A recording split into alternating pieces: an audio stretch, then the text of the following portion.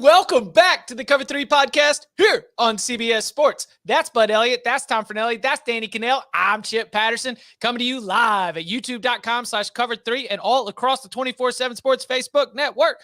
Thanks for hanging out. Smash the subscribe. Smash the like. Come and join us in the chat. It is a Monday, which means we do have some business to take care of. Our upon further review, notes from the night games we weren't able to hit on during our instant reaction show on Saturday night. More thoughts on the games that we didn't necessarily get a handle of as we spent Sunday and Monday morning reviewing more notes and fallout from the weekend that was. And our new Monday feature, Poll Assassin. Will be coming up. Was that a monkey? I don't know what that was. I need to go back to the Springer clip and see if I can get a sound effect of the monkey loaded up on the soundboard. But lot of breaking news. Very, very busy Sunday as we had, count them, 1, 2 coach firings at the Power 5 level. First, it was Colorado announcing that they are moving on from Karl Dorrell, and then Wisconsin announcing that they are moving on from Paul Chryst. But Elliott had you covered, but I did think that you did. You had a strong, you see those sirens in your feed to get it going. I was very excited to hear that, you still got the emergency podcast going, and we all appreciate you jumping on for the ones who tuned in live, got to get some questions in. Go check out that instant reaction show where Bud got things started on Wisconsin. So you got to hear a little bit of Bud. We'll dive into that a little bit further. Tom, you had the unenviable task of being the only CBS Sports college football writer on call for all day Sunday, which means you wrote 2 poll stories. You wrote the odds that were coming out and 2 breaking news coach firing stories plus candidate stories. Fun day for Tom. So I'll at least give you a first crack at this. Let's start with Wisconsin. The decision to move on from Paul Chryst has come with a lot of chatter, both in terms of how the players feel about this, how the quote unquote big money people around the Wisconsin program or the university president or the athletic director feel about this. It seems to be divided in terms of some of the sentiment. What is your read on the situation at Wisconsin and what motivated the decision to make this move right now? Well, first of all, I'm wearing an oversized crew neck in a touching ode to Paul Chryst for everything that he accomplished at Wisconsin and wore on the sidelines. I'm somewhere in between in that I get it. I was shocked by it. Like I've texted with you earlier this week, Chip. I says, Jim Leonhard might be taking that job sooner than most people expect. And I didn't think it would be this quickly, but there's been rumblings about this for a while now. And Wisconsin made a bunch of changes on the offensive staff over the offseason. And when you see a coaching staff do that, that's typically a sign that there's probably some pressure being put on the coach to get something done because the offense has struggled in recent years. And we've seen so far to start the season, the offense has not improved really in any matter. And the defense has kind of slipped off a little bit too, which is kind of ironic for the timing, seeing as how Jim Leonhard's taking over the interim role. But when you look at Wisconsin, yes, Paul Chryst has won a lot of games at Wisconsin, and you would think he has more credit in the bank than he apparently did. But they lost a non-conference game at home to Washington State. They just lost to Illinois at home by 24. They were completely non-competitive against Ohio State last week. Those things happen to Wisconsin from time to time, but all 3 of them are not supposed to happen in the same season, let alone in the first month of the season. So it's not shocking that Paul Chryst had the move made on him, but as I wrote in the Monday after this morning, if Wisconsin would have had a 7-5, 8-4 kind of season, which is what they seem to be on pace for, and they fired Chryst after the season and Jim Leonhard was coaching in the bowl game, would not have surprised me at all. The fact Wisconsin's doing it now is what's surprising to me, because when you look at that program, you kind of just think of, like the Barstool Big Cat tweeted this morning a picture of Stan Van Gundy at the press conference when he was fired at Wisconsin in 1995. That's the last time Wisconsin fired a men's basketball or men's football coach. Like this is a school that has traditionally had coaches either leave on their own or retire with like a replacement plan already in place. And so to see them firing in, September, it's like I jokingly wrote, I said, that's something that like SEC teams are supposed to do because they're crazy, whereas Wisconsin is a Big Ten team with strong Midwestern values. So to me, the fact that Wisconsin is making this move says that with the way television money's coming, with the way the college football playoff is going to be expanding and changing everything, like if this could happen to Paul Chryst, this could happen to anybody in the country at this point. So your school, no matter what your coach has done, couple bad years in a row or a couple at least down years compared to what you're used to, schools are ready to make the move. The buyouts are nothing. The money means nothing to anybody anymore. Like the Big Ten will be getting $1 billion a year. They don't care about 16 million. And their athletic director, Chris McIntosh, also said that his buyout's not nearly as much as the reports state. So I'm guessing there was some sort of, negotiation between both sides to let this happen, negotiate that down. But yeah, again, I think my greatest takeaway is that if Wisconsin's doing it this quickly in the season, there is no program in the Power Five that will not do it this early in the season. Does it look to anybody else like they've been waiting for this opportunity? Because you could, in theory, you would hope things would get back on schedule with games against Northwestern, Michigan State, Purdue, Maryland coming up. I mean, there are some winnable games coming up. Now, you say it was that bad. Maybe it was that bad, but you couldn't let them play it out and see if they could play their way out of this funk. Seems to me, I don't know where this is coming from, but there's a lot of, and Jim Leonard's been a hot name in the coaching circles. Maybe this is something that some people have wanted to happen. Didn't want it to happen to the players. That's where I always come back to this. And Braylon Allen sent out that tweet last night that said, the only people that wanted Paul Chryst out were not in this locker room. He basically said the players like their coach, but the players don't get a say, and they don't in the NFL either or any other sport. Usually it's management's decision. You could like your coach all the want, and I could hear the critics saying, well, play harder for that coach then if you want it. I wonder if this, and you guys tell me what you think. I think this feels kind of like what happened at Nebraska when they got, and totally different reasons, right? Bo Pelini didn't have a great relationship with the boosters, with the media, with a lot of people, but the success was there. It just wasn't good enough. I just wonder if this Wisconsin program's at a place and they're like, we want more, and you better be careful because it could get a lot worse before it gets better, if it gets better at all, which is what Nebraska's still realizing. The unsubstantiated chatter is that if Jim, because then Jim Leonard get a Green Bay look, like Jim Leonard has gotten a lot of looks from people. The prevailing theory from what people I've talked to is that he's turned down some pretty decent offers because he's had this job in his sights for a while, and this is the job he wants, and he's happy in Madison. But I think that part of what happened here, Danny, as far as what you're talking about, is you get ahead of it so that Paul Chryst can't win those games. You make it easier to be able to make that move. And if you're afraid that Jim Leonard's going to be out and you're going to miss your window to be able to hire this coach who you've sort of had in mind for the big picture plan, then you just got to go ahead and do it. It just stinks for the players, kind of as you mentioned. Right. And if he wins those games, then it's like, hey, look at us. We've got our guy right here in our backyard. He just won 4 games in a row. Let's go ahead and give him the deal. I hate it. I think it was instructive what the AD said, right? He said, I'm making this move with looking 3 or 4 years down the line, not to try to save this season. And I think it's important to note that because as divisions go away in the Big Ten, I talked about this a little bit on the instant. Like my opinion of all these Big Ten West jobs is reduced from what it was 4 or 5 years ago because you're not going to get the benefit of playing all these crappy West teams, right? Your schedule is probably going to be a full loss harder per year, especially with the addition of the 2 California schools. So you're going to have to hit this hire out of the park to equal what Paul Chryst gave you over the last 7 years. There's a really good chance that the next guy you hire could be a better coach than Paul Chryst and have worse results because of the schedule difficulty upcoming. I get what you're saying, and I don't want to go too far off the topic on this one, but I will point out when Nebraska joined the Big Ten, Nebraska was in a much better situation than most of the Big Ten West teams were. And moving to the Big Ten has been a rough adjustment for the Cornhuskers.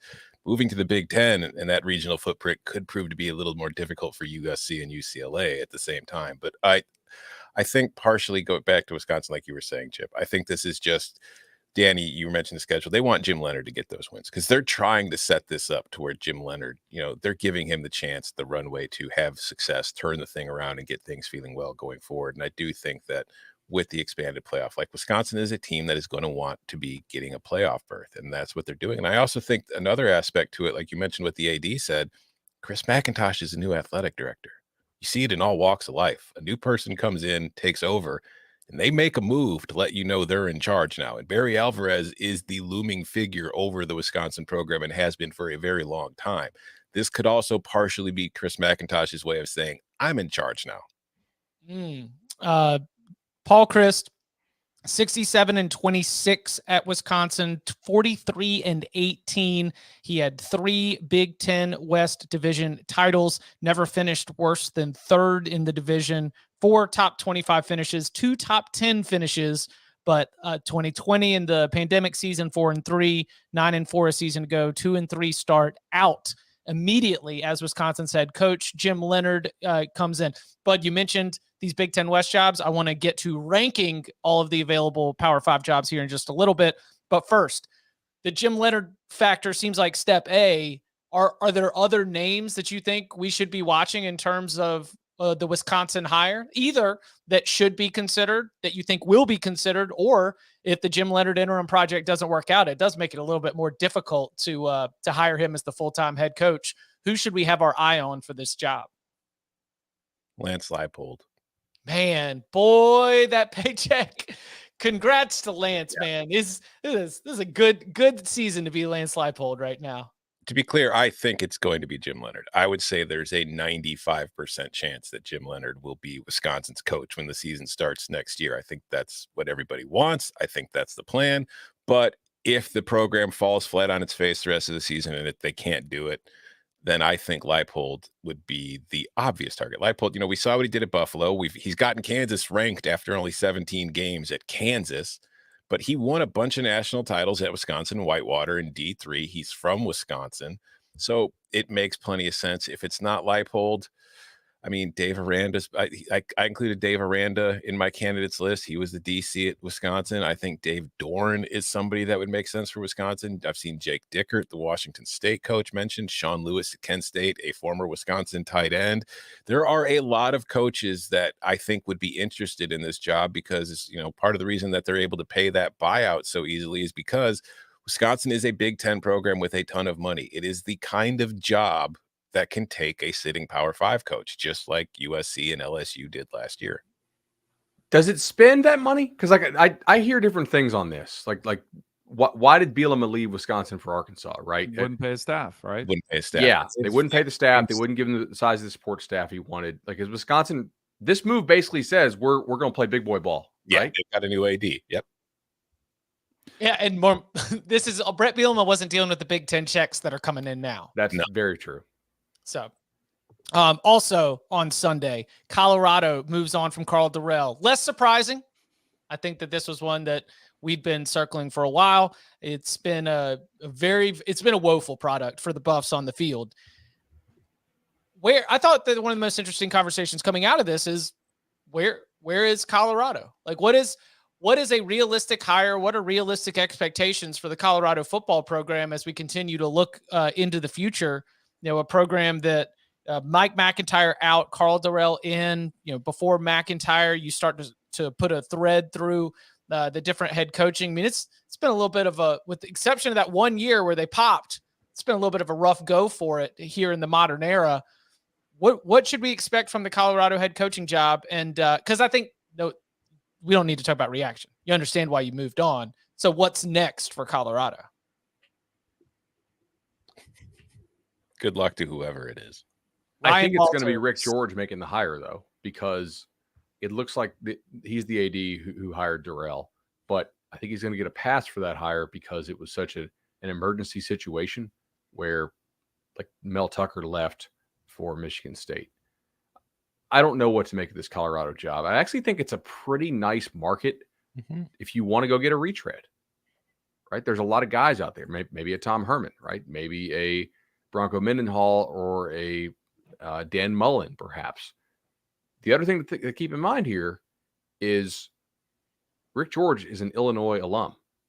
So if he's interested in Ryan Walters, sorry, Tom, maybe I think he'll get a good read on Ryan Walters because people inside that program should shoot him straight as far as, hey, is this guy ready to be a head coach? What do you think of him as far as managing his analysts and the guys who work underneath him. He's done a great job at Illinois. I thought he did a great job at Missouri, by the way. I think it was a mistake for Missouri to get rid of him. So I think they might just fall ass backwards into a good hire. Yeah, exactly. I think Bronco Mendenhall makes a ton of sense for this job if he's even interested in getting back into coaching. I don't know that he is, but I mean, he's had success at BYU, which is in the same kind of area. But I think he's definitely interested, Tom. Like with the amount of his name being floated by some media that we follow, I think that's him. That's wanting Bronco. to get the word out. Yeah. What he was able to do at Virginia he could do at Colorado, because Colorado is a place where you can win. There's a history of that program winning, and it's also, a pretty decent place to live too. So I think it's an attractive job to a lot of coaches. I think Ryan Walters makes a ton of sense for Colorado because he's done an excellent job with that Illinois defense. He is the Colorado alum. But my question there is, I don't know what the financial situation is at Colorado right now with the Pac-12 TV deal and what they're dealing with coming off the COVID years. So Ryan Walters is going to be getting a raise. It's just, is he going to be getting enough of a raise at Colorado to get him to leave Illinois to take on what's going to be a pretty big rebuilding project? Because you look at that Colorado roster, that's not a Power 5 roster. So whoever takes that job is going to need time to get it. So does Walters want to take that job as his first head coaching job, or will he wait around to see if there's something a little more firmer coming? I think he's definitely going to be interested. I don't know if Colorado will be as interested, or if they feel like you said they need somebody who's more established and can kind of has a track record of rebuilding a program that needs to be rebuilt. What you have on the screen, if you're watching on youtube.com/cover3, is a friendly little chart. We were sharing some charts out here on Twitter with Tom Fornelli this morning. Tom, you want to explain what we've got here? Yeah. The x-axis is expected points added per snap, while the y-axis is explosive play rate allowed defensively. And Colorado is way up in the top left, and you do not want to be in the top left of this graph. And as somebody on Twitter pointed, Colorado is the Alaska to every other Power 5 team's contiguous 48 U.S. states on this chart, because it is far away from anybody else. It has been terrible. Yeah, it is losing points per snap on defense in terms of EPA, and it is giving up explosive plays on defense at an incredible rate, especially compared to the rest of the country.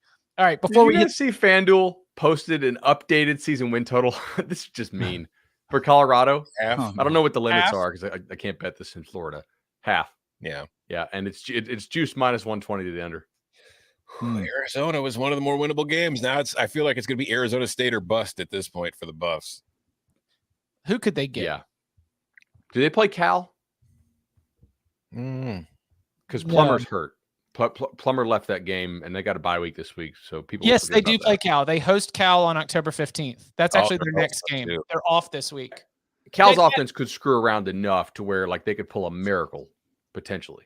Dead cat bounce, October 15th. We're taking the Buffs and the points. Hell yeah. Let's go Buffs. Let's go Buffs. We're going to get a 28.5 on that.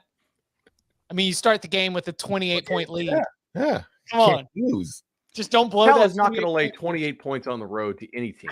They would not lay 28 at Hawaii, I don't think.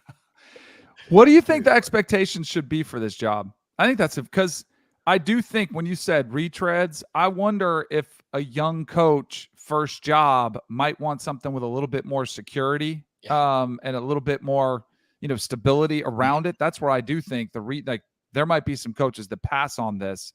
Eric Bieniemy already passed on it the last time around. He's a player who knows the program better than any. I think I'd love to see him get a head job. I don't know why would you leave Patrick Mahomes, one of the best quarterbacks in the NFL's history, to go take a job that's going to be an incredible risk. But I do think I think it should be better. I mean, I lived in Denver. Boulder's not that far. It's close to a major city. It's beautiful. The weather's great. It's a progressive city. You should be able to at least be competitive there, where I think if you get somebody in there with some savvy that can recruit just a little bit, I think you should be able to get this thing turned around to at least where you're 7 or 8 wins. And then every once in a while you get 9 or 10, kind of like they used to be. All right, so this is not savvy, and this is not recruiting prowess, but I mean, Paul Chryst. I actually had that thought myself too. I was like, Paul Chryst, the timing was funny. I was like, because I think Paul Chryst would be a decent hire at Colorado. Yeah. Brian Does Paul Harsin want to keep coaching? Like, that's another question. A buddy of mine is a big Wisconsin fan, and he pointed out that Chris' dad tragically passed at 54 while coaching, right? So I kind of wonder if there's some Bob Stoops stuff going on here. How quickly does Paul Chryst want to get back in the game? I don't want to speak for him, but like Stoops, who was already pretty well known in the industry, was not going to be one of these lifers that grinds until they're 80 and tries to die on the job. Now he's hawking tequila and look like he's having a grand old time every day on Instagram, right? So I wonder how hard Paul Chryst wants to get back into coaching, and if he does, like, is this the job you want, and do you want to do it immediately? I don't know. I do think, as far as expectations at Colorado, I mean, first of all, are they going to be Pac-12 or Big 12? We really don't know right now. That anything's possible as far as the future. But I think that if you're a Buffs fan, 9 and 10 win seasons might be a little bit too much of an expectation. But I do think you want to be consistently reaching bowl games at an absolute minimum, and then hoping you cycle up for a couple seasons, maybe win 9 or 10 once in a while. But they've been a lot worse than they should be the last few years. Yeah, I mean, there's for those teams that if you were to power rank them throughout the conference, I think as a fan, you just ask for competitiveness. You just like, what can we do to close the gap so that these games against the teams in the middle pack are winnable, and the games against the teams at the top of the conference aren't embarrassing year in and year out. And I think that's what you got to start with, right? Yeah. Something along those lines. Okay. We have now increased our number of Power 5 jobs that are open. We had Nebraska open up after week 2. We had Herm Edwards and Arizona State. So Arizona State open up after week 3. We've got the Georgia Tech job open. We've got Colorado open, and we've got Wisconsin job open. Am I missing any Power 5 jobs? 5 Power 5 jobs open after 5 weeks of the season. Mm-hmm. Woo! We're cooking right now. All right, so let's rank them. What are the 5? How do you rank the 5 Power 5 jobs that are open after week 5? I got 5 on it. You want them? Oh, let's get kicked. Ready? Yeah. Here we go. You tell me what you think. Nebraska's 1, Wisconsin's 2, Arizona State's 3, Georgia Tech is 4, Colorado a distant 5th. I disagree at 2 spots. Bud, what are yours? I want to hear Tom's first. All right. 1, Wisconsin. 2, Nebraska. 3, Arizona State. 4, Colorado. 5, Georgia Tech. Yeah, I don't think Colorado's a distant 5th. You can argue that Georgia Tech, Colorado 4 and 5, but I think that they are close and definitely on a separate tier, just because the Georgia Tech job is only going to continue to get more. I like Bud's point about the transfer portal era. Just only going to get more difficult, because selling the Georgia Tech experience to somebody in the transfer portal is pretty difficult. And the ability for another team to come in and offer a very different type situation in terms of the academic and, experience around the university makes it poachable. So I think I've got Wisconsin 1, Nebraska 2, gap, Arizona State, gap, and then kind of a tie, Colorado, Georgia Tech. So I have, I'm going to actually defer to Tom as far as 1-2 with the ordinal rank. So I will have Wisconsin at the top. Now, I think that you can argue that the gap there is smaller until we actually see Wisconsin commit fully to NIL, commit to paying assistants and all that kind of stuff. There is some thought in my mind that Nebraska could pass them just by outspending them. But with everybody getting the bag from the Big Ten, there really shouldn't be a spending issue at Wisconsin going forward. So I'll agree that Wisconsin, just because of recent history, but I don't think the gap is huge between them and Nebraska. Arizona State's the clear 3. I think everybody had that. I do have Georgia Tech over Colorado because I don't think that the Pac-12's TV deal without USC and UCLA is going to be better than what the ACC has. So, I mean, I think there's a chance the Pac-12 really, really falls off money-wise without those 2 LA schools. But then and also Big 12. If you're right, maybe they combo with the Big 12, but they also don't have big TV draws in the Big 12 without those 2. Like, Stuart Mandel of The Athletic's done a great job pointing this out. Those Big 12 games, even when they're ranked v. ranked, if they don't involve Oklahoma and Texas, the rankings suck, or the ratings suck. So I'll go with Georgia Tech just because of paycheck stability there. But I agree that it's not a great gig. It's very hard to deal with. I will say, as far as Wisconsin's NIL game, they did make a run at Caleb Williams. They did. So it's not that they're not willing to play. They just haven't really, I don't think they can in the recruiting natural out of Wisconsin, but we might see them take a bigger step in that. But I think in the transfer portal, Wisconsin's willing to pay. I will also say this, said it a bunch of times, talked to a bunch of coaches about it. If you miss on a quarterback, it will cost you your job. Mm-hmm. I don't want to throw Graham Mertz under the bus, but wasn't he the highest rated recruit that Wisconsin had ever, had? And, it just didn't work out. And that was all they had on the roster. Didn't have a lot of other options to go to. And here we are. Like, you gotta get a quarterback who can play. If you don't, I talked a lot about that. I think that was what led to kind of Florida State's downturn, was the Chris Ricks era, which really kind of struggled and set him back because that was all they had. He never got better. And you're just kind of stuck. Also, for what it's worth, as far as we're on this topic, I did reach out to a few coaches asking them the same question about Wisconsin or Nebraska. Of the 5 that I got actual answers from, 4 out of 5 coaches agree Wisconsin's a more attractive job right now than Nebraska. Why is it? Yeah, why do you think that is? Winning stability recently? From what I was told, it's a couple different reasons. One is just, there's a blueprint and a track record of success there that they trust right now, and they just feel like it's a more stable job than what Nebraska has been. Do they want to keep following that blueprint? That's a question I have for you. That's what not all of them do. But another thing that one coach told me was that they feel like it's, with Madison closer to Chicago, they feel like there's a more fertile recruiting ground in the immediate vicinity than they've got in Nebraska. And it's, do you go to Texas? Are you recruiting the Midwest? Nebraska doesn't really know what it's doing as far as where its recruiting ground is right now. Tom, Madison's also pretty close to St. Louis, if the geography in my head is correct. Like, it's drivable, right? It's a long drive, but yeah, you can. But like, Minnesota's got talent, and you're not that far away from there. So it's just, there's more of a major kind of high school recruiting ground area available to Madison than there is in Wisconsin. High school football is actually getting pretty good too, because over the years, a lot of Chicagoland area families have moved north of the border to Wisconsin, which has increased the talent level there as well. St. Louis to Madison is 5.5. Like, Denny, what's your drive to Tallahassee from Lauderdale? 7. Yeah. Florida's so long. It is. So long. Madison, also sweet. It's a great city for sure. Like, there's a few months out of the year where you really don't want to be there, but for about 9 months, it's a nice place to be. Yeah, Madison. I can't speak to Lincoln, so I don't want to besmirch Lincoln, but Lincoln's a cool town too. It's not bad.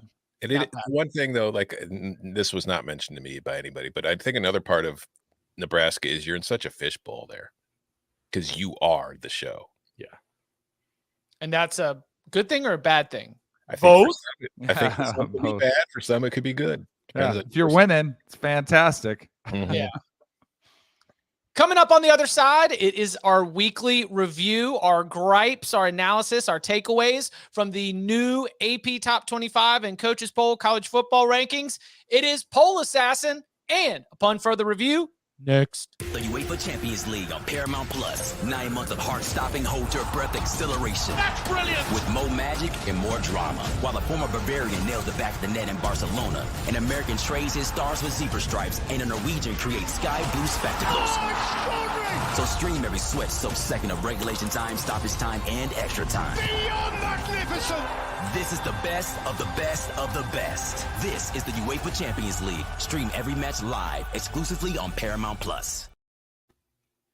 Our allegations of cowardice can be rescinded, at least for the moment, as Kansas, now 5-0 after its win against Iowa State, is ranked in both the AP Top 25 and in the Coaches Poll The Jayhawks check in at number 19 in the AP poll, number 17 in the coaches poll. It was a week with a lot of shakeup as TCU, UCLA, Kansas, all undefeated, make debuts at 17, 18, and 19 in the AP top 25. Syracuse also cracking the top 25 in the AP poll. They were ranked last week in the coaches poll. Mississippi State, Cincinnati, LSU climbing back up into the top 25. There's also a big change over at the top. Georgia struggles and a near upset to Missouri lead to the Bulldogs dropping to number 2 as the Alabama Crimson Tide take over number 1. In the AP Top 25 poll, Georgia actually has more first-place votes, 28 first-place votes for the Bulldogs. Alabama has 25 first-place votes. Ohio State has 10 first-place votes. And the voting margin, incredible, 1,523 points for the Crimson Tide, 1,521 points for the Georgia Bulldogs. The margin a little not quite as close in the coaches poll. Alabama with 34 first-place votes, Georgia with 23 first-place votes. Changeover at the top jump out at you, or is it something a little bit further down in the rankings, or maybe even a team that should be ranked that's not? What stands out here in our post-week 5 update of Poll Assassin? I think the bottom is just jacked because of the SEC. I mean, like LSU should not be ranked, okay? Not only are Washington State, Baylor, and Florida State better teams than LSU, they all have better resumes. Washington State has a road win at Wisconsin, right? And beat the crap out of Cal this weekend. LSU squeaked by Mississippi State on kind of special things late, and they played a dead man walking team in Auburn, okay, and needed 4 Auburn turnovers to win there. I would take Washington State or Baylor to beat Mississippi State too. Like I don't get. I mean, I do get it because it's SEC voting bias, but like, and I don't try to lean into this every year, but this year I do. I feel like Danny, this is just pretty bad. And Kentucky has no good performances on the year. They had 2, like they luck boxed the hell out of that Florida game. Had 2 pick sixes. That their offense looks like complete garbage. They're a top 13. What poll we use? Most explosive offenses in the country, I'm told. Hey, they got a number 1 overall pick on that offense too. I'm told. Yeah, Jamarcus Russell was the number 1 overall pick too. Yes, he was. I mean, like James Madison's not ranked. App's not ranked. Washington State, Baylor. Coastal's got a 0 in the loss column. Yeah, I mean, I thought argue for Maryland. Yeah, there's a lot. There's a couple other things in there too. I was, when you see the swap at the top, you're like, okay, good. They're willing to kind of reassess what they think, but then it's kind of that's about where it stops. Because I think you can make a case Clemson should be higher. If you're going on resumes, how they looked, I mean, the last 2 weeks, Clemson has had significant wins. One of them on the road against a really good Wake Forest team, at home against NC State, who's a really good football team, but they just kind of stay stagnant. To me, like if you were going to go with the resume, I think you should jump them over Michigan all day long.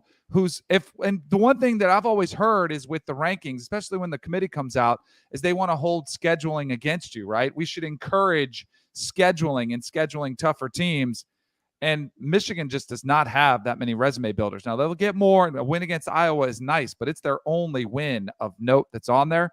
The other thing is BYU. BYU is kind of just out there as a number 16 team, 4-1, which the Utah State game was not exactly a controlled game. Their best win was against Baylor, a game they could have lost at the same time. They lose to Oregon. I'm just perplexed as why some of these, they get stuck there. So when you start voting, you just leave them as a placeholder and then they just slowly tick up. You start over, start from fresh. And if you did, I think you'd have a way more accurate assessment of the teams that are ranked where they're supposed to be ranked. I don't hate this week's poll. Like, there's really nothing in there that bothers me too much. I do think Kentucky is a little too high, and it's still just a symptom of, well, we ranked them there in the preseason, and they've only lost once, so they can't be that much worse. And people aren't, watching Kentucky pretty clearly. But other than that, like, Bud, I get what you're saying. I don't think LSU should be ranked over a few teams, but I have absolutely no problem with Baylor not being one of them, because I don't think any team that's lost 40% of its games at this point of the season should be ranked, no matter who you've lost to or who you've beaten. But other than that, really, I don't hate it. I think that they've got mostly right. I don't think Mississippi State's great, but I'm not that upset about the Bulldogs being ranked at this point. I agree, Danny. Clemson does deserve a little more consideration, and John Wilner, who is known for having one of the more contrarian ballots on every single week, has Clemson at number 2 on his ballot, and I don't think that's that crazy. I think that there's actually, like you said, a very decent argument for it.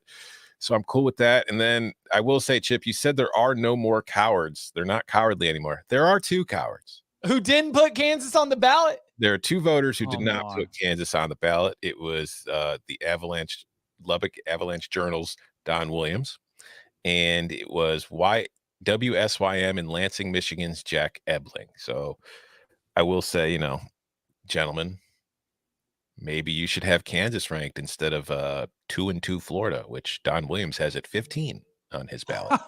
Where's the Avalanche Journal? Love it. Texas Tech.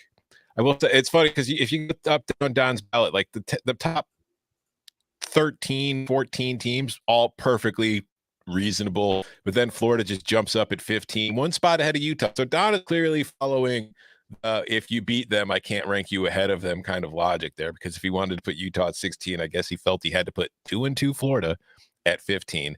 Although is Florida 3-2 now? Was that their 5th game that they played yesterday? I don't know. Yeah. Does it matter? He's got Arkansas 3-2 at 17. And then he's got those teams ranked with 2 losses, but he does not have an undefeated Kansas ranked, even though who is this again? Don Williams, the Texas Tech beat writer who does a terrific job covering Texas Tech for the Lubbock Avalanche Journal, but the ballot needs some work. And the other guy was in East Lansing, Michigan. In Lansing, Michigan, he appears to be a radio. I don't know if he travels to the games, but it strikes me that both those guys that you just named had road games this weekend. Mm-hmm. And as voting media, if you are traveling back home, that is less time to watch other games. I will say for Ebling's ballot, like I think he should have Kansas ranked, but the only thing I look at kind of with a raised eyebrow on there is him having 3-2 Purdue at 24. Other than that, perfectly fine with the entire ballot, but Kansas should be on there instead of Purdue. The CBS Sports 131 has a new number 1 this week. There have actually been 6 editions of the CBS Sports 131. We've had 5 different combinations of the top 3 teams, but for the first time, the Ohio State Buckeyes are taking over as the number 1 team in the country. Do the Buckeyes have a claim as the CBS Sports and 24/7 sports experts who vote in the rankings? Do the Buckeyes have a claim to have more of a share of that number 1 first place voting in the AP poll or in the coaches poll? I don't think so. Well, I was going to say, if they had covered and got the fake punt and actually scored on that play, then definitely they would have. But because they didn't and they got in the brawl after, then clearly that should be a knock against them.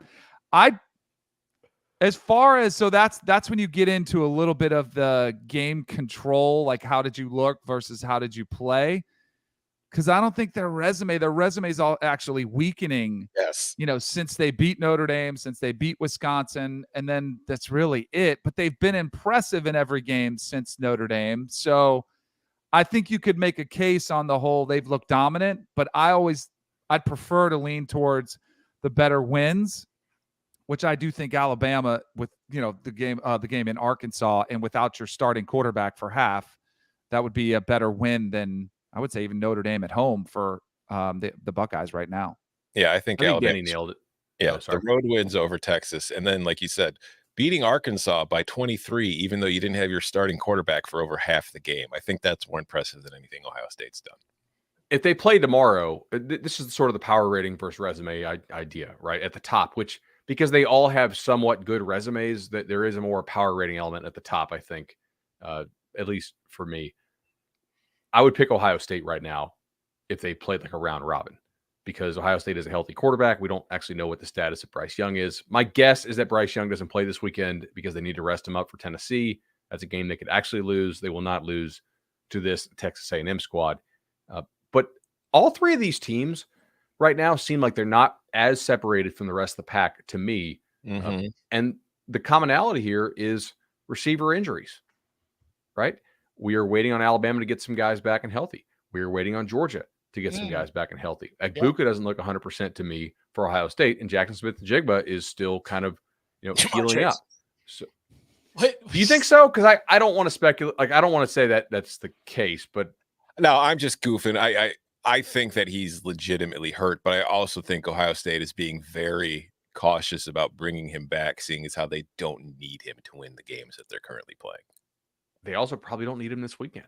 Yeah. At Michigan State, which Maryland bombed it on Michigan State and then ran away and hid in the second half. Like, that game should have flown over based on how it was in the first half. And then Maryland's like, no, we're good. Michigan State's offense also kind of sucks. We'll just play ball control second half. It was wild.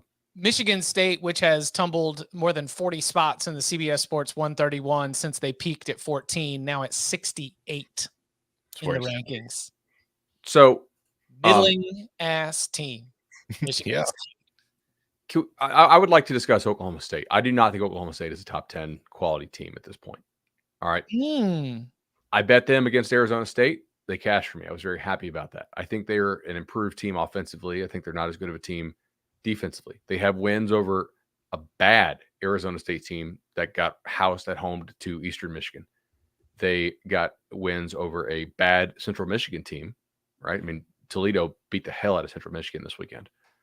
And they went down there and they beat Baylor. And look, they deserve credit for getting the win. But if you watch the game, right, Baylor had 30% more yards per play. Okay.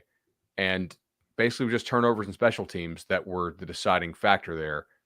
I don't think that they are playing like a top 10 quality team. Now, they have a 0 in the loss column. I totally get why the AP voters are putting them there.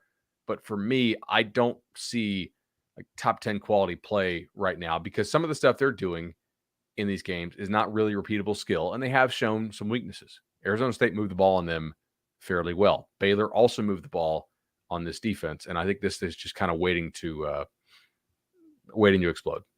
Yeah, I would agree in that now that Kentucky's no longer in the top 10. I don't have a problem with really anything as far as where the rankings are right now, but I do think that if you're trying to find the most quote unquote fraudulent top 10 team right now, Oklahoma State's your runaway leader in that department.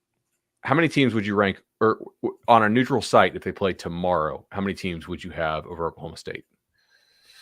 Because I have that are behind them in the rankings: Tennessee, Ole Miss, Penn State, Utah, Oregon.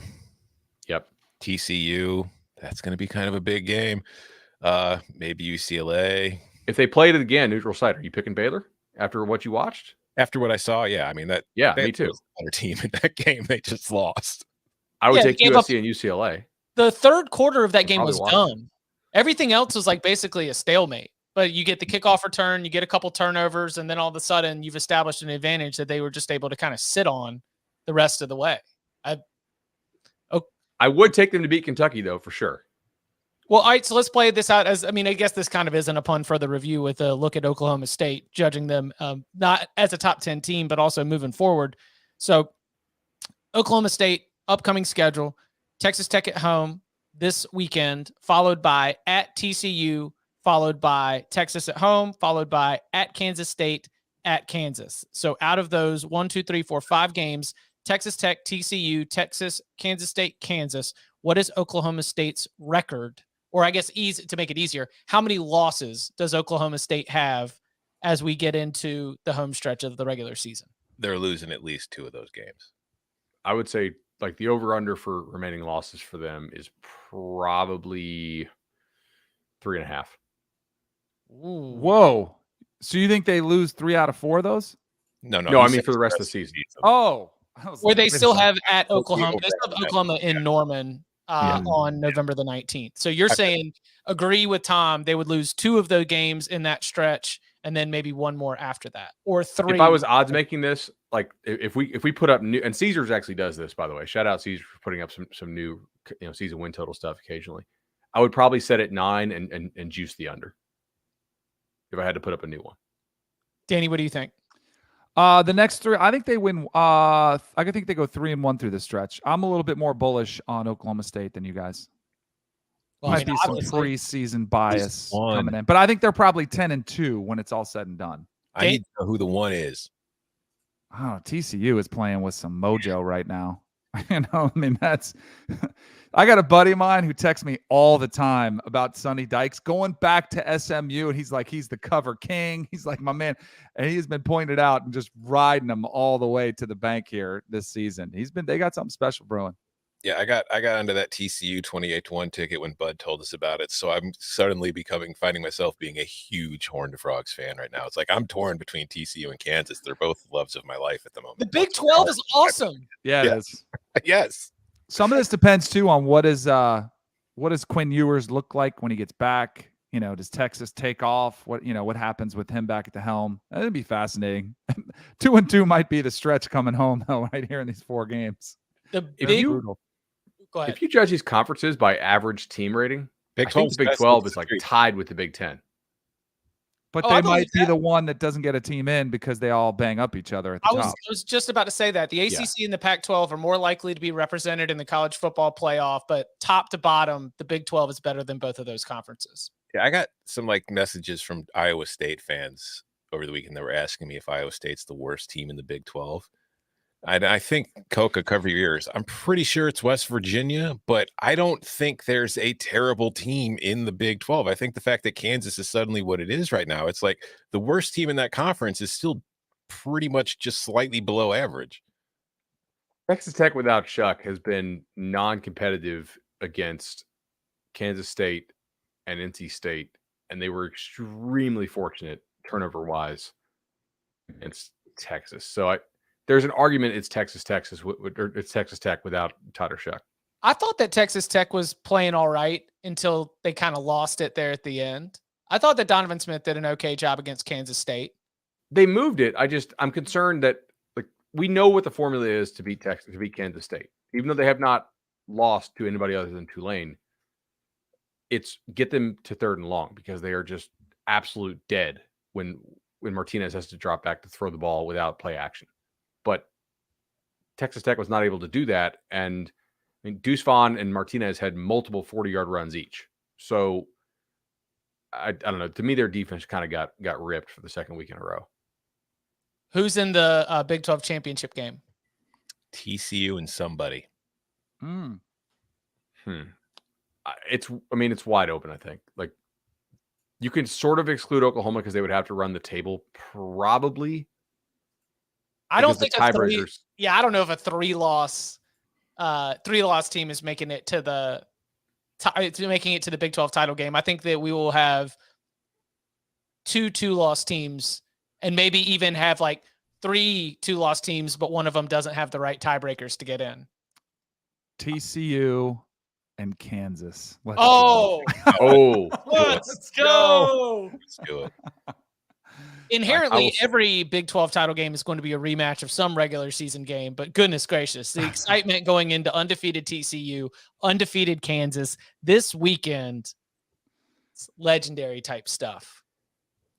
I actually think it might be Texas. Could be. They're getting Ewers back. They played Alabama well and lost without Ewers. I think they were demonstrably the better team on the road in Lubbock and lost. Look, guys, Texas Tech's not going to give that win back, but turnover luck is a thing. And we see this when you're talking about teams going forward. So you have to factor this in. They have one Big 12 loss, which sucks for them right now, but one of their road games this year is Oklahoma. They host Iowa State after that. And then they get on the road to Oklahoma State, which they could probably drop a 40 burger there, I think. At Kansas State looks tough, but again, Texas defense has not been playing that poorly. Then they host TCU. At Kansas, host Baylor. Any of these teams could really still get there. Also, probably not West Virginia. Also, next level stuff. If the loss to Texas Tech might not hurt because Texas Tech's probably not in the mix for the tiebreaker. Right. It's not a tiebreaker like Oklahoma. Oklahoma with losses to Kansas State and TCU. I think they're out. They need one of those teams to completely run the table and the other team to start picking up some losses. They don't want those teams to finish with a 2 or a 1 in the loss column. They need it to be like a 3 and a 0. So that's I guess that can count as a big pun for the review for the entire Big 12. We are now a Big 12 podcast here on the Cover 3 podcast. Come to us and no one else when you want your Big 12 college football takes. We have you covered when the other shows won't give it to you. One last Big 12? Sorry. Yeah, for sure. My bad. Do any of these 6 teams have a shot to make it? All right. Baylor? No. Yes. Kansas. So Baylor, yes. I don't believe Kansas. So no. All right. Kansas, Texas Tech, Iowa State, West Virginia. Any of those 5 or 6? Like Baylor, yes. That was a pretty snap call. Kansas has a chance. I think Kansas has a chance. Kansas has a chance. They remind me of Indiana when I kept saying maybe they're just good. Like that's something you have to look at them now and say maybe this isn't a cute story. Maybe they're just a good football team. Like they are flawed defensively. There's no getting around that. So it's not like they're going undefeated. But who isn't in the Big 12? The offense is good enough they're going to be able to beat a lot of the teams. And like we're talking about how good this conference is from top to bottom, I do feel like that there's kind of like a random number generator kind of thing going on with the rest of the schedule. How would you answer your own question, Bud? I would say Baylor, yes. Everybody, I don't think Kansas has a real shot to get there. Hater. You're with Don Williams and the other guy whose name I forgot, Jack Ebling. Why don't you guys go hang out and rank Florida, huh?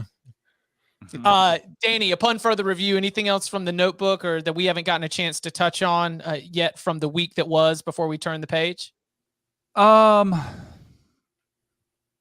How concerned are you about? I mean, there's some buyer's remorse here, clearly at East Lansing. What do you tell my guy Dusty, my co-host there? I try to encourage him. Unfortunately, I've been there in this position before with Florida State. Years past, rough loss for me. But any concern that's more serious for Oklahoma? Mm-hmm. Yeah, Tom, you were on that one kind of early.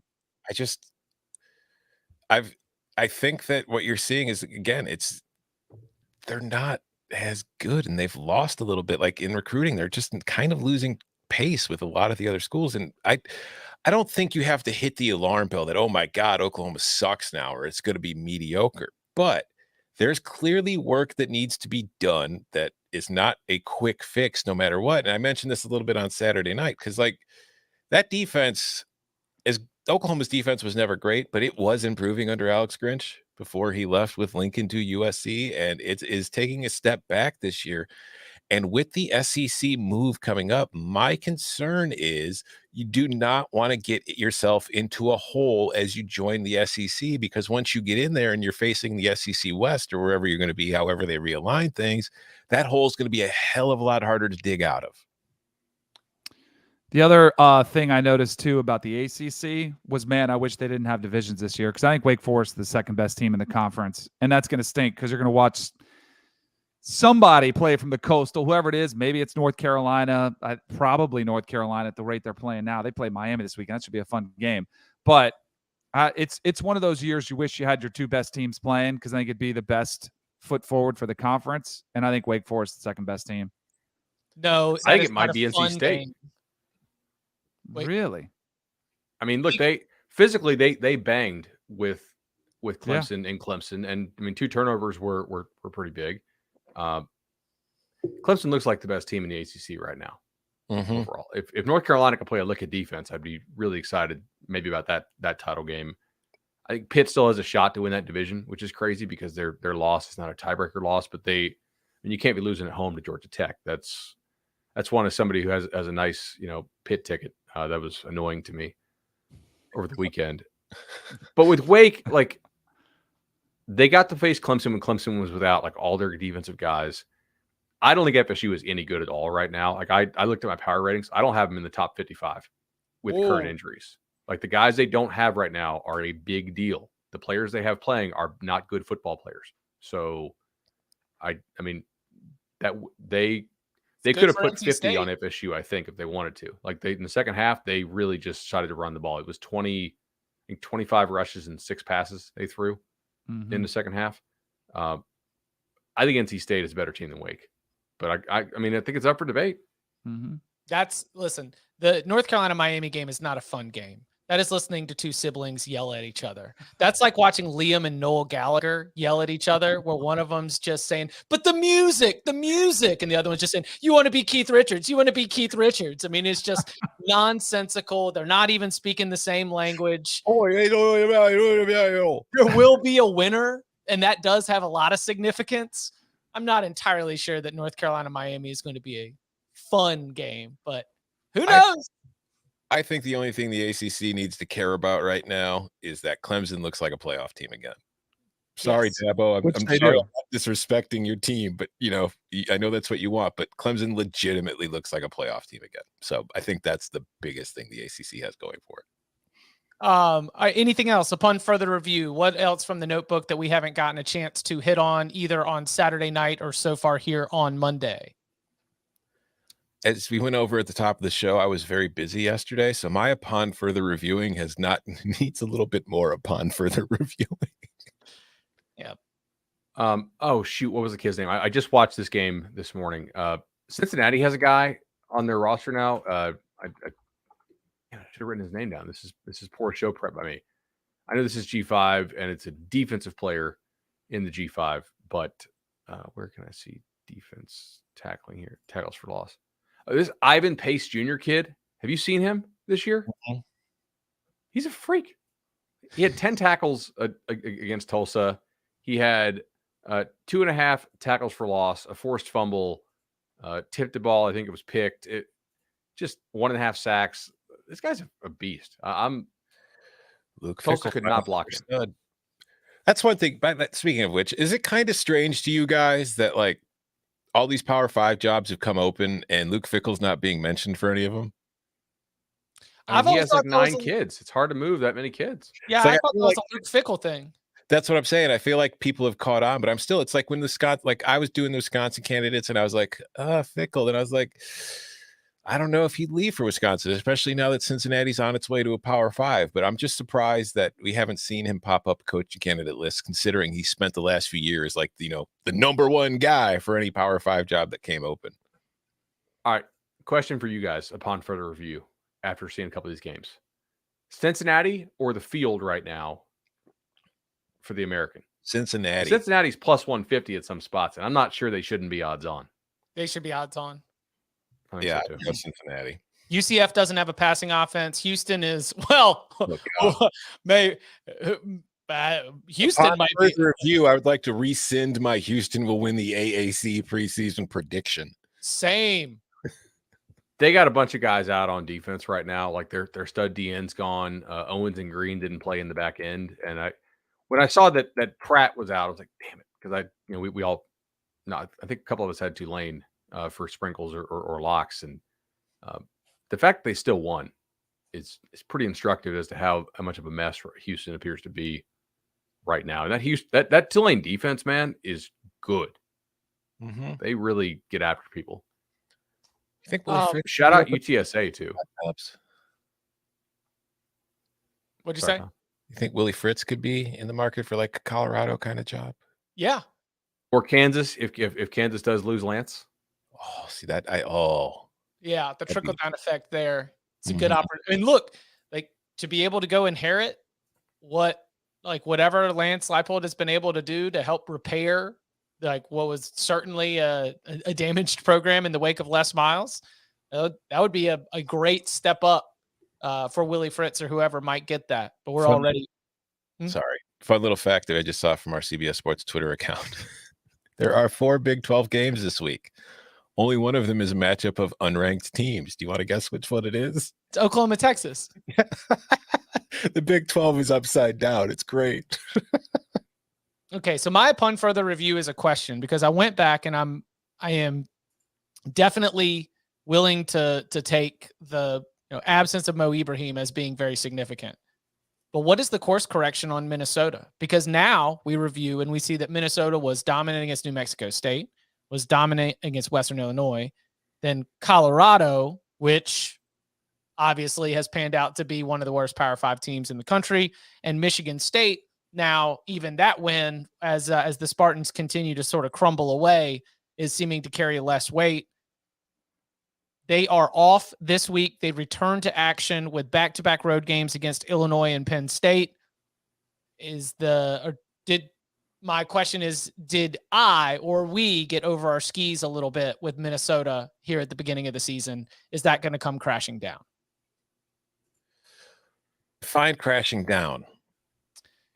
5-4 in Big Ten play, taking 3 more Big Ten losses. Trying to think. Who do they have left? They have Illinois, Penn State, Rutgers, Nebraska, Northwestern, Iowa, Wisconsin. No, they're not losing 3 more Big Ten games. Okay. I think they only lose 2 more. Much love to Joel Clapp, but remember, this is the Minnesota team that he shared their schedule and said, tell me how this is not 12-0, 11-1 at worst, Minnesota.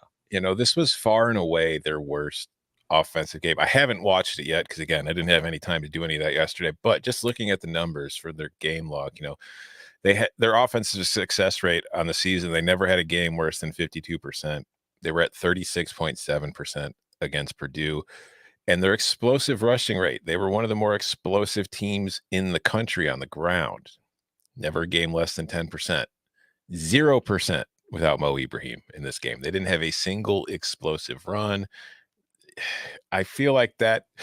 I don't think that should impact them as much as it did, but it clearly, from what I'm seeing in the numbers, had a major impact on what they were able to do offensively in that game. Although maybe when I go watch it, I will see that Purdue just did an incredible job stopping them.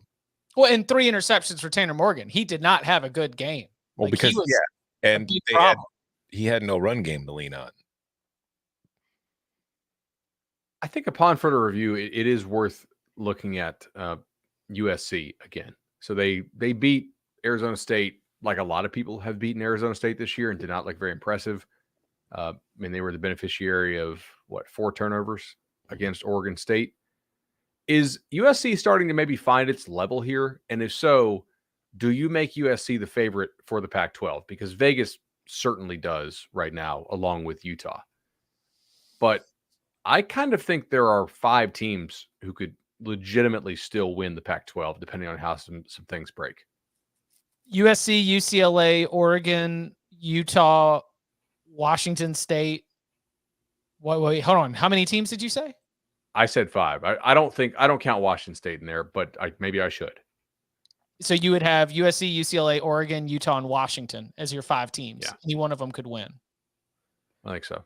I will say that was probably their worst defensive performance that I have seen so far this year against Arizona State, which is not a great sign. But the one thing that I think is worth mentioning is USC's weakness, I think, defensively more than anything has been stopping the run. Arizona State is the one team they faced that has a very much a run-first kind of quarterback. And I think if you look at that going forward, that would be what I would look at to be what USC's downfall ultimately is. So a team that could run the ball well could have a lot of success against this Trojans team going forward. And there are a few teams in the Pac-12 that are capable of running the ball who are also contenders for the Pac-12 title. So yeah, Zach Pop the Charbonnet is going to sit there and dice this group up. I think that UCLA USC game is first one to 40. I mean, that's a long way in the future. Yes. Okay. All right. But I mean, Utah could possibly take advantage. There's just like that defense. The turnovers that they forced have been tremendous, but it's covered up a lot of holes. USC not playing Oregon, not playing Washington. We've always viewed that as an advantage in the regular season schedule. The head-to-head that they will have, either a win or a loss against Utah or UCLA, both those games being road games. Again, road with UCLA, take that for whatever that's worth. But I think that it is I think it is likely that I think USC probably takes a conference loss. I'll say that. I think they take 2. I think they take 7. No. Are we playing where he been? I can name 4. I can name 5. We were joking. Next year we're gonna get out here and see who can be the earliest to predict when a coach is going to get fired. It'll be the most mean-spirited episode in years. We're just going to spend a whole day in August telling you that now that money is meaningless and buyouts aren't real, who's getting canned on September 18th. We'll play it all the way out. Seriously, buyouts are being paid for in like crypto or something, right? Like it doesn't actually exist. I bet you some of them are deferred money. Given what the Big Ten's getting. What do you mean? Like they enter into a new contractual buyout agreement that basically sets up as a nice little retirement fund for these coaches, where they're not going to be seeing any of it right away, but they know they've got it sitting on the back burner? The Bobby Bonilla thing. I mean, Yeah. just with how much money's coming to the Big Ten, it would just make sense to just go deferred money and pay a little more, but pay it in the long term. Probably. I mean, then again, you're just like, oh yeah, we'll worry about that later. Oh yeah, we will worry about that later. Did you guys see Cristobal's press conference? No. Somebody asked him if Miami will consider going back to their more up-tempo spread like last year, and Cristobal said, quote, "We are a power spread offense. We are not fully committed tempo offense, running plays every 12 to 14 seconds. You can't take anything off the table or scrap things you want to get better at." That is sort of a word salad, but yeah. North Carolina and Miami, two siblings fighting in the back seat of a long car ride. I coming love up this your Saturday. timely Oasis references. Huh? I love your timely Oasis references. Oh yeah, very relevant, right? Very big popular band these days. I think Liam Gallagher at this stage is known more for being a Manchester City fan than being a musician. One day Noel will get over his pride and they'll give us the reunion show that we all want. I'll go if they tour. I'd go. I think they could. Yeah. We'll see. Wednesday, very, very fun show on deck for you, in addition to getting you set for a huge weekend of college football. We will be looking back at our season win totals. Some of them have already cashed as it was prophesized. A couple of them have already cashed. A couple may be dead in the water or soon to be dead in the water, as we will hold some analysis. So what are we feeling the best about? What are we feeling the worst about? A review of our win totals locks that'll be coming up on Wednesday, as well as some of the larger win totals check-in conversation. You can follow him on Twitter at BudElliott3. You can follow him at Tom Fernelli. You follow me at Chip_Patterson. Gentlemen, thank you very much. Thank you.